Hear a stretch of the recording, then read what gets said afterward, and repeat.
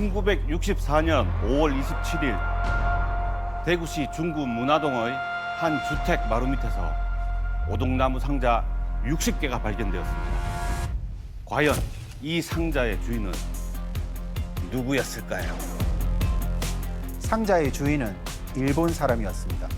그런데 놀랍게도 그 상자 안에는 우리의 문화재가 가득 차 있었습니다.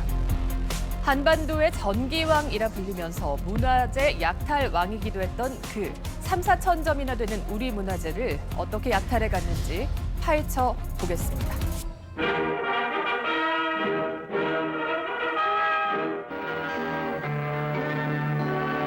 요즘 대구에서는 신라말에서 고려 초의 문화재로 추측되는 진귀한 유물이 발견되어 큰 화제거리가 되고 있습니다.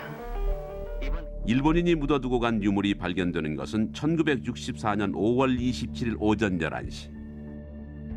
장소는 대구시 중구 문화동의 육군 805이 부대.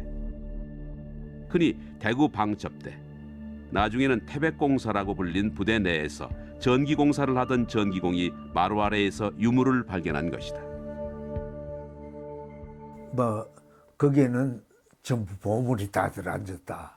금덩어리가 있다. 온갖 소문이 다 나오지.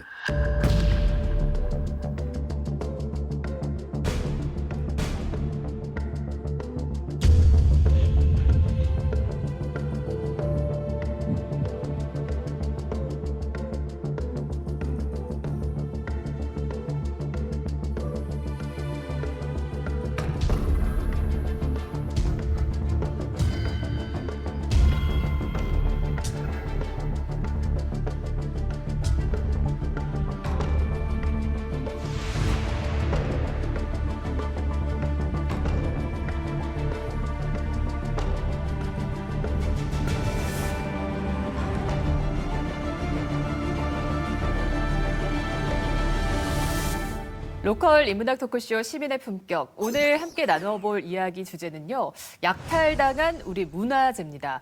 수천 점의 우리 문화재를 약탈해간 그 사람이거든요. 도대체 그자 이름이 뭐죠? 라! 다케노스케. 다케노스케! 하고 이렇게 주먹을 다들 불끈 쥐셨습니다. 도대체 이 사람이 누굽니까? 도굴왕이죠. 도구랑. 더도 말고 덜도 말고 세계적인 문화재 약탈범. 최강의 빌런이라는 거예요. 한마디로 정리하면 빌런이다. 도굴, 약탈. 앞서 저희도 좀 흥미진진하게 약간 미스터리하게 좀 질문을 던지면서 시작해 봤잖아요. 1964년 중구의 한 주택. 일본인, 오동나무 60상자. 도대체 거기에 뭐가 들어있었던 겁니까, 교수님? 그 주택은 약 700여 평에 달하는 저택으로 해방되기 전에 일본인 사업가가 살던 집이었죠. 해방 후에는 적상 가옥으로 우리 육군 부대가 사용하고 있었습니다. 네. 그 1964년 5월에 전기 시설 보수 공사를 위해서 마루를 뜯어내면서 약 60여 개의 오동나무 상자가 발견이 되었던 건데요. 이 상자 안에 백자, 토기, 고서화 등 우리의 소중한 문화재가 담겨 있었습니다. 60개라면 예. 보통 한두 개는 이거 어디 숨겨놔야지 하고 숨길 수 있는데 60개는 처음부터 숨기기 위해서 집을 구하고 개조했을 거다. 저는 이제 그렇게 생각할 정도로 그러니까 들어있는 것도 어마어마하겠죠. 네. 60개나 있으니까. 그 안에 들어있던 유물들의 목록을 살펴보면요. 삼국시대 고와 6점, 신라시대 와전 46점, 고려시대 와전 4점, 조선시대 와전 3점, 신라시대 토기 5점, 고려시대 토기 3점, 조선시대 도자기 48점, 고려시대 청동기 3점, 낭랑시대 와당 1점, 중국 도자기 2점, 일본 도자기 23점. 정말 많이 있었습니다. 우와. 한 개만 있어도 지금 우리 집 지하실에서 이게 발견되면 놀랄 일이죠. 난리 나는 거죠. 그렇죠, 그러니까 그렇죠. 난리 나는 건데. 근데 이걸 마룻바닥에 숨겨 놓은 것만 그 해방되고 한 20년 만에 발견된 게 이 정도라는 거잖아요. 예. 오그라는 자기가 이제 소장했던 이 유물을 일본으로 가지고 와가지고 오그라 컬렉션 보존회를 만듭니다. 그래서 거기에서 그 재단에서 이것을 이제 관리해 왔어요. 그러다가 이제 1981년에 이것을 국립도쿄박물관에 기증을 하게 됩니다. 그래서 거기에 있는 것이 한 1030여 점이 되는데 이것을 보통 우리가 일반적으로 일컬어서 오그라 컬렉션, 즉 오그라 수집품이라고 이렇게 얘기를 하고 있습니다. 그러나 이 숫자는 사실 그 오그라가 우리나라에서 일본으로 반출한 유물에 비하면 극히 그 일부에 속한다고 볼 수가 있겠습니다. 오구라 컬렉션보다도 실제로는 더 많이 가져갔다는 한 얘기예요? 5배 정도는 더 많다고 봐야 되겠죠.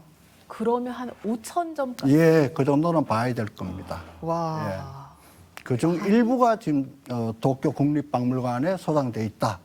이렇게 이해를 하면 될 겁니다. 굉장히 어떤 학문적인 가치가 높은 그런 것도 다 많이 가져왔습니다. 예를 들어서 우리나라를 대표하는 그런 유물들 중에 하나가 금관이잖아요. 네. 그래서 정말 되게 한국적인 것이 많이 들어있는데 그 중에서도 경남 창녕군의 금관총에서 출토되었다고 추측되는 이제 금관이 있습니다. 지금까지 금관은 뿔 모양, 사슴 뿔 모양처럼 이렇게 좀 화려함을 가지고 있는데 이 금관은 풀린 모양으로 형성되어 있다고 합니다. 풀린 모양이다. 그러니까 어디에 우리나라 어디에서 독보적으로 이거 프랑스로 치면 모나리자가 단독으로 전시되어 있는 것처럼 이 금관도 그렇게 전시될 수 있을 수준의 금관이라는 거죠. 충분히 학술적인 네. 가치가 있는 중요한 오래되어 사료인데. 독특하고. 네. 김수박 작가님, 우리나라에 있을까요, 없을까요? 이게 있으면은 국보급이겠죠. 그러나 없습니다. 그렇게 귀한 우리의 그 유물을 탈취해 간 셈이네요. 판에 갔다, 도굴 그렇죠. 했다 이렇게 예. 말씀하셨어요. 예, 우리 가야고분군이 세계 그 유네스코 유산으로도 지정이 됐는데 예. 여기에 이런 유물까지 더해지면 얼마나 더 좋겠습니까? 그러게 그렇죠. 말입니다. 예. 그거를 가져갔다는 것은 보는 눈이 또 있다는 거죠. 이 오구라가. 그렇다면 우리 문화재를 이렇게 컬렉션이라고 1000점 가까이 이름을 붙이고 그 이상의 한 5배 가까이를 또 약탈, 반출해 갔던 이 사람 도대체 어떤 사람인지 좀 궁금해지거든요.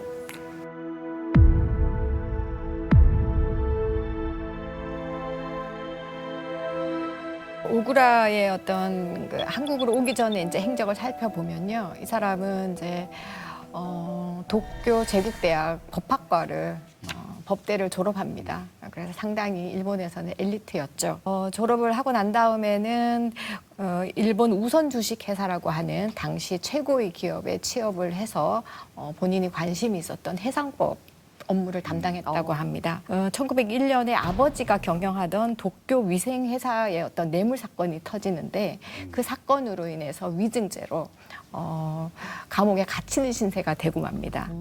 그래서 오구라 같은 경우에는 상당히 어떤 본인의 그 출세에 대해서 관심이 있는 사람이었는데, 야망이 있는 사람이었는데 그 일본에서는 출세길이 막혔다고 생각을 했던 것 같습니다.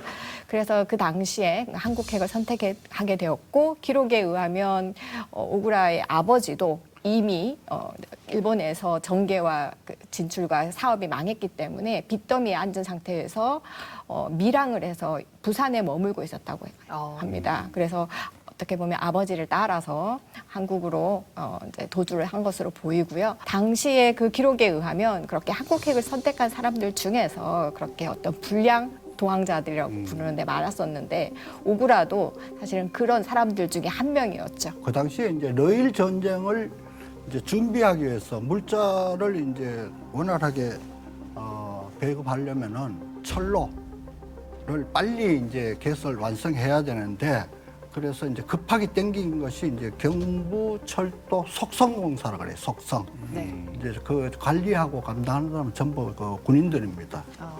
머리가 잘 돌아갔는지 대구의 그 부를 약탈하기 시작해요. 그런데 그 방법이 너무 악랄해요. 그 땅을 모을 때 가장 악랄한 방법이 이제 고리 대금업이에요. 빌리고 저당을 잡혀나가고는 그 다음에는 이 빌린 사람이 돈을 못 받게 갚지 못하게끔 상황을 만들어 버려요. 그러고는 어떻게 해요? 그 땅을 전부 다 압수를 하는 거예요. 그래서 뭐 그 당시에 신문 기사에도 있지만서도 당시에는 한국 정부에서 어떻게 할 힘이 없었어요. 오로지 일본인들만 그 힘이 있고 그들의 범법 행위는 일본인들만이 다룰 수가 있었던 거예요. 그렇기 때문에 마음대로 그 득세하면서 부를 취득했던 것입니다. 그 대표적인 자가 이제 오구라예요.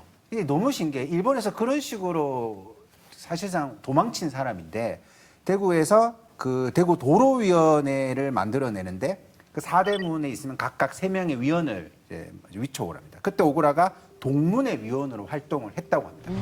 그때까지만 해도 대구에는 둘레 2.7km, 높이 4m 80cm의 대구성이 있었다. 대구성의 동문과 북문 바깥의 땅을 많이 사들였던 오구라 다케노스케는 대구성을 허무는 주역으로 나선다.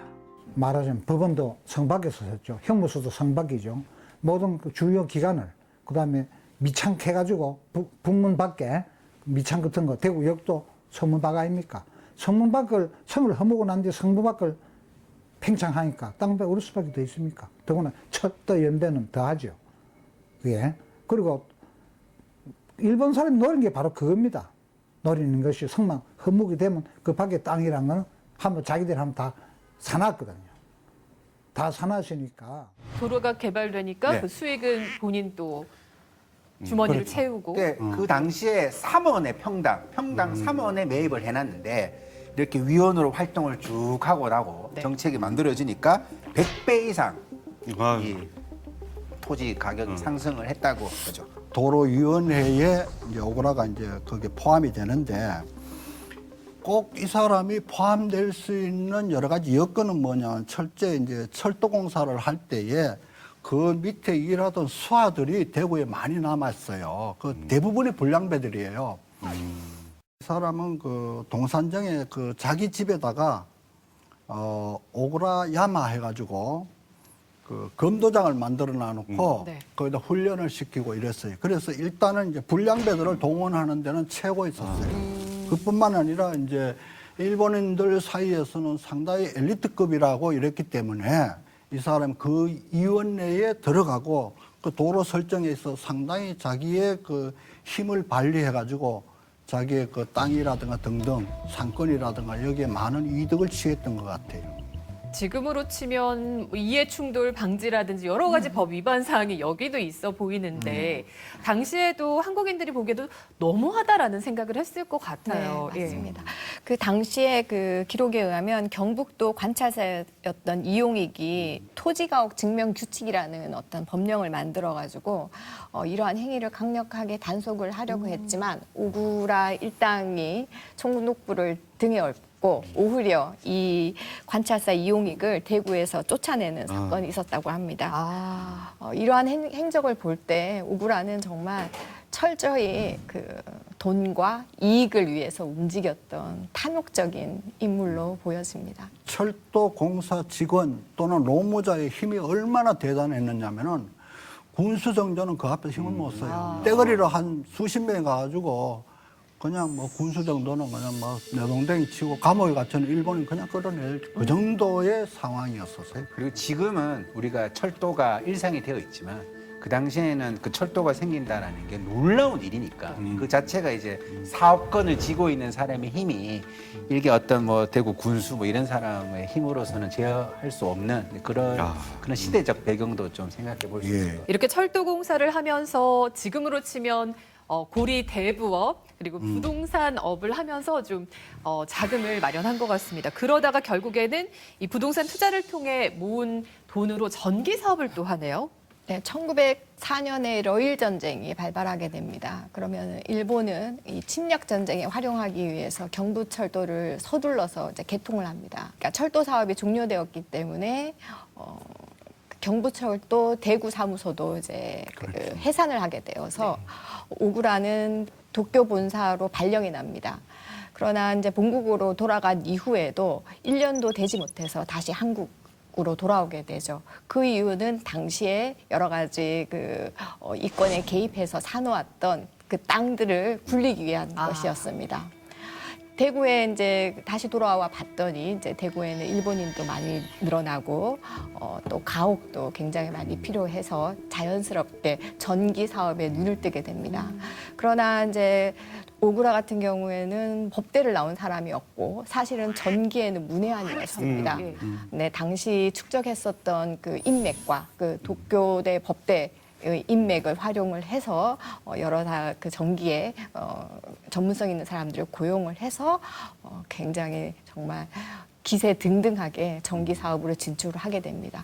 결국에는 전국에 한 13개 정도의 전기 회사들을 합병을 해서 제1의 전기 회사의 사장이 되는 것이죠. 그게 조선전력회사고 거기에 사장으로 또 오구라 네. 다케노스케가 또 부임을 하는군요. 대구가 키워낸 사업가인 거죠.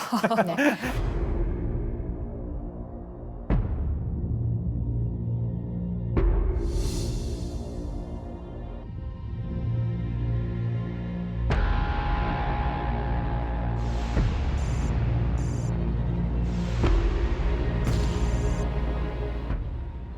근데 전기에서 그치지가 않았죠.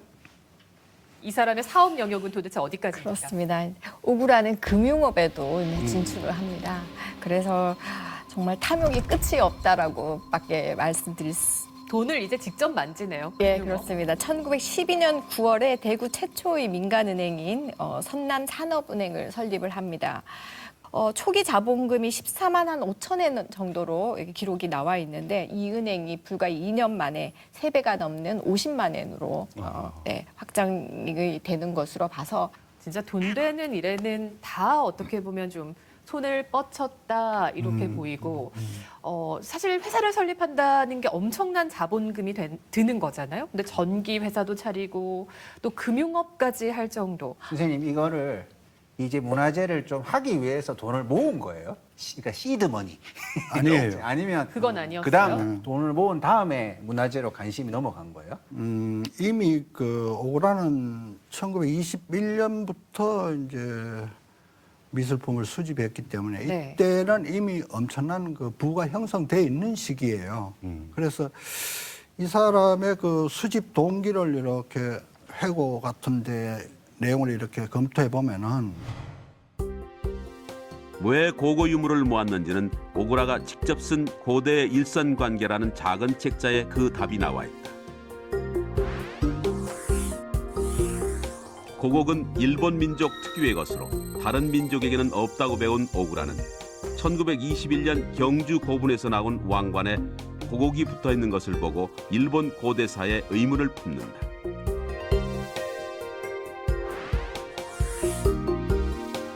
또 일본 천황의 신물이라는 삼종의 신기가 모두 조선에서 온 것이 아닌가 하는 의문도 품는다. 오구라는 이때부터 조선과 일본의 고대사에 관심을 가지게 됐고 유물을 모으기 시작하는 것도 이때부터다. 이건 실제로 정말 이 정도입니다. 삼국시대 유물이 이 정도거든요. 유물을 보면 뒤에 이건 뭐 색인이니까 딱 절반입니다. 절반 이상이 되죠. 오그라 컬렉션의 가반수가 역시 고고 유물이라는 것은 상당히 의미가 있는 것입니다. 그래서 이 미술품적인 가치보다는 특히 삼국시대 연구의 1급 자료라고 할 수 있겠죠. 그래서 이거는 결국은 이제 일본과 한국이 하나가 되어야 된다는 그런 일제 그 식민 정책에 일조를 하기 위해서 나름대로 큰 보호부를 가지고 모았던 것 같아요. 일본과 한국의 뿌리가 같다라는 그래서 식민지의 정당성을 확보하기 위한 어떤 근거로 문화재를 이렇게 사들였다 이 말씀이신 거예요? 그렇죠, 그렇죠. 수집품 중에는 고고 유물이에요. 대부분이 네. 이제 고분에서 출토되는 이러한 그 유물들이기 때문에 그 유물들과 일본에서 발굴되는 유물과 이제 비교해가지고 일본의 문화를 규명하는 데 도움을 주려고 했던 거예요. 일종의 말하면 자기 그 동기는 그렇다고 본인이 얘기를 하고 있어요. 그 오구라가 했던 그 전기 사업이라든가 그리고 그 이전에 이제 직원으로 근무했던 철도 사업이라는 게 요즘 사회 간접 자본이라고 얘기를 하잖아요. 토지 수용이라든가 이런 것들이 자연스럽게 이루어질 수밖에 없는 어떤 그런 사업이었기 때문에 누구보다 일찍 정보를 가지게 되고 그리고 도쿄대 법대라고 하는 그 동문들을 굉장히 철저히 이용을 했기 때문에 어떤 모든 것을 총출동시켜서 전국 곳곳을 다니면서 이렇게 문화재를 수집을 했었던 것 같습니다.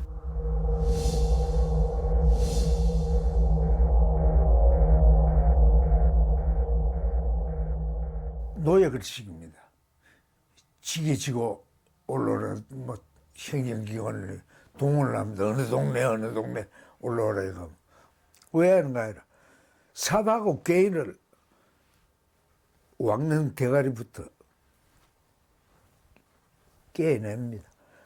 일이 들어가서 여한이 유물을 지게로 지르면 지고 막 나왔어요. 하루 종일. 오그라 컬렉션은 오그라 자신이 밝히고 있듯이 한일 관계, 고대사의 신비, 비밀을 풀 수 있는 열쇠를 수집했다라고 밝히고 있는데요.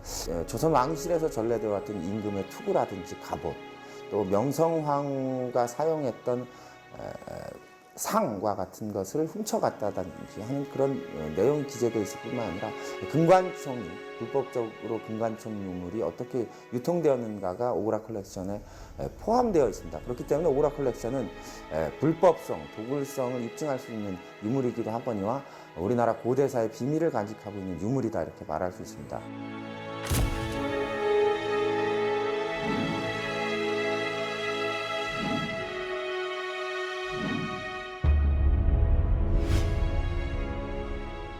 돈만 있으면 이렇게 문화재를 확보할 수 있었는지 약탈할 수 있었는지 그 오구라 컬렉션의 수집 과정을 좀 들여다봐야 될 것 같습니다. 그쵸. 돈이면 다 됐던 거예요? 머니면 다 되죠. 이 오구라가 그때 실제로 한국 문화재 수집을 위해서 한 약 2천만 엔을 썼다고 합니다. 2천만 엔? 예. 이게 이제 당대 수장가신 간송 예, 전형필 전형필 선생이 투자한 돈의 약 10배에 해당하는 거액이라고 와, 하죠. 간송 전현필 선생도 그 한국인 우선 굉장한 거부셨는데 어마어마하게 투자했죠. 10배를 더 투자했어요. 전 재산을 다 투자했죠. 일화가 하나 있는데요. 경상군에 사는 한 농부가 고려 자기를 가지고 오구라를 찾아간 적이 있다고 합니다. 그래서 당시에 그 농부는 한 1,000원 정도 받을 것으로 예상을 했었는데 오구라는 5,000원을 제시했었다고 합니다. 너무 기분이 좋았던 농부는 이제 술을 마시고 주변에 이제 자랑을 하게 되었고 경찰에게 들키면서 이제 잡혀가는 신세가 되었는데요. 그런 과정에서 오구라에게 연락이 닿았고, 근데 오구라는 자신이 준 돈이 맞다라고 확인을 하면서 이제 그 농부를 석방시켜서 집에까지 자동차로 데려다 줬다는 일화가 있습니다. 이러한 어떤 소문이 퍼지자 오구라에게 가져가면은 그죠?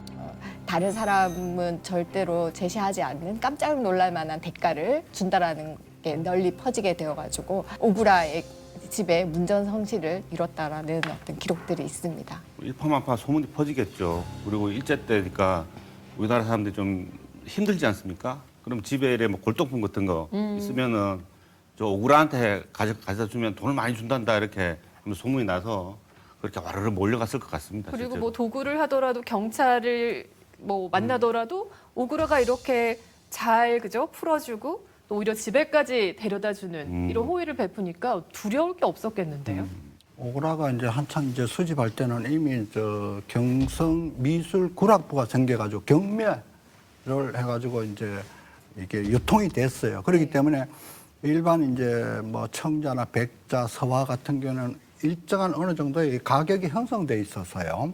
그러나 이제 오그라는 그 가격, 형성된 그 가격보다 훨씬 높게 잡아가지고 가격을 치러줬던 거예요. 그렇기 때문에 이제 그 물품을 가지고 있는 사람들은 오그라한테 어떻게 하면은 이제 좀 판매를 할까, 팔까 하고 늘 이제 오그라한테 이제 가져가고 이렇게 심사를 받곤 이렇게 했었습니다. 그리고 심지어는 뭐 보면은 인력거를 이제 끌던 자까지 거기에 뭐 거래 상인으로 나섰다 하는 그런 얘기도 있고.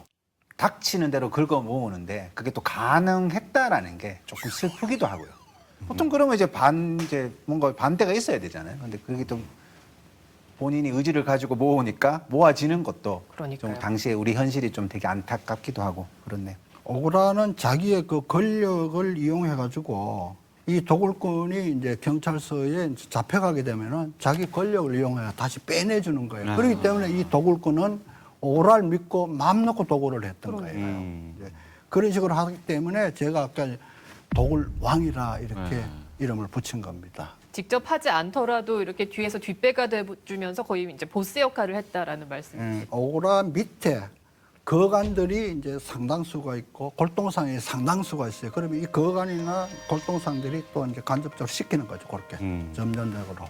그 이제 조선의 가장 좋은 정보들이 이제 오그라 밑으로 그렇죠. 올릴 오도록 수밖에 오는 없게. 일종의 시스템을 갖추게 되는데 그 시스템을 갖추기 위해서 이제 신뢰가 필요한 거죠. 이게 이제 가격을 좀 높게 비싸게 쳐주고, 쳐주고 하니까 어떤 의미에서는 좋은 일 하는 사람처럼 느껴지기도 했을 거예요. 겉으로 보면 막. 우리 문화재에 네. 높은 값을 매겨준다 이렇게 근데 왜 소문을 그러냐면 그 당시에 이제 오구라가 아닌 어떤 우리나라에 들어왔던 일본인들은 이런 유물들을 아주 우습게 여겼던 거죠. 실제로 어떤 일이 있었냐면 1936년 6월 29일자 부산일보에 실린 내용에 따르면 네. 당시 평양 박물관장이었던 고이즈미 아키오가 경주의 유물로 전시회를 하는데 그 전시회가 끝난 축하 연회에서 기생 차릉파의 머리에 신라 금관을 씌우고 모조품 아닙니다. 실제로 실제 발굴된 금관을 씌우고 귀걸이에 금목걸이를 씌우고 놀았다. 그 사진도 있어요. 사진도 있고 요런 거를 이제 요 사연이 그 메밀꽃 필 무렵으로 유명한 이효석 소설가의 은은한 빛이라는 소설에 작품에 요런 대목들이 나옵니다. 예. 어떤 굉장히 슬픈 우리 현실을 보여주는데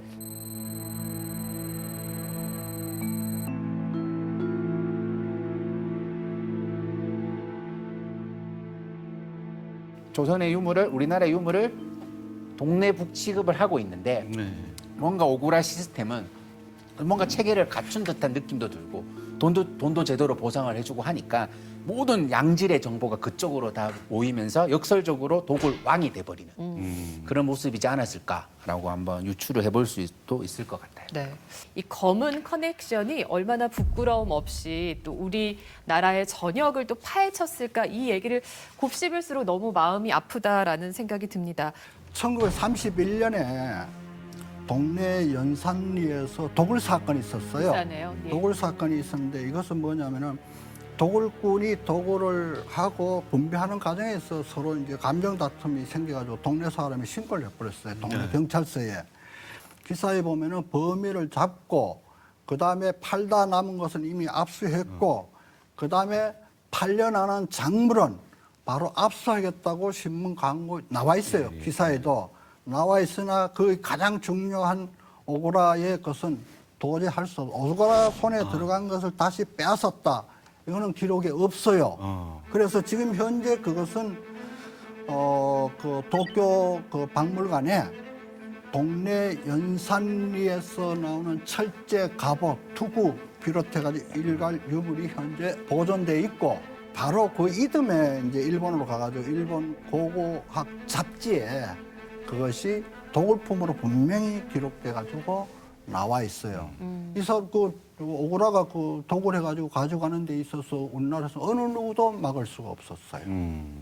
그 정도의 힘이 있었던 거죠. 청독부는 그랬던 것 같습니다. 이제 겉으로는 그 근대적 문화 국가를 표방을 했었기 때문에 이러한 어떤 문화재에 대한 어떤 야욕을 정부 스스로 부릴 수가 없었고 당시의 국제법에 맞는 어떤 법치를 이뤘다라고 얘기를 했지만 사실은 그 이제 문화재 어떤 그 약탈이라 도굴과 약탈에 있어서 어떤 민간의 힘을 빌려서 대신했다라고밖에 볼 수가 없습니다. 그렇지 않고서는 이렇게 개인이 아무리 어떤 막대한 부를 축적을 하였다 하더라도 법을 위반해서 그리고 이제 사실은 당시에도 보면은 일반인이 도굴로 처벌받았던 그 사례들이 남아 있습니다. 그러나 이렇게 전국적으로 오구라뿐만 아니라 당시에 유명했던 그 일본인 그 뭐 수집가들이 있었는데 그들이 처벌받았던 예는 전혀 지금 찾을 수가 없었거든요. 정부가 민간을 활용했다. 그리고 그들은 공생 관계로 철저히 우리 민족을 짓밟았 그런 예들이 바로 이 문화재 약탈의 경우라고 생각을 합니다. 그래서 전국이 도굴화돼 가지고 수천 년 우리가 보장해온 역사적 증징 자료가 마구 파괴됐어요. 그래서 그 중에 이제 이만희 씨라는 그 역사학자는 군집한 부분이 도굴되고 파괴되어 황폐화된 참상은 차마 눈으로 볼 수도 없고 실로 잔인 모질기 그지없다 공포스럽다 이렇게까지 같은 일본인이면서도 그렇게 표현을 해놓고 있어요. 그 당시에 얼마나 도굴이 심했는지를 단적으로 표현한다고 볼 수 있겠죠. 본인의 일본 창고에다가 이제 반출하기 시작했고 그 양이 이제 트럭으로 한 7대 정도의 분량이라고 해요. 이것은 당시 한일협정 위반이 분명하고요. 정말 난제 같아요. 그렇네요. 수탈이라는 말을 써야 되는데 그 말을 쓰면 쓸수록 더 나쁜 일들이 벌어지니까 감춰주고 뭐 이상한 협상이 되니까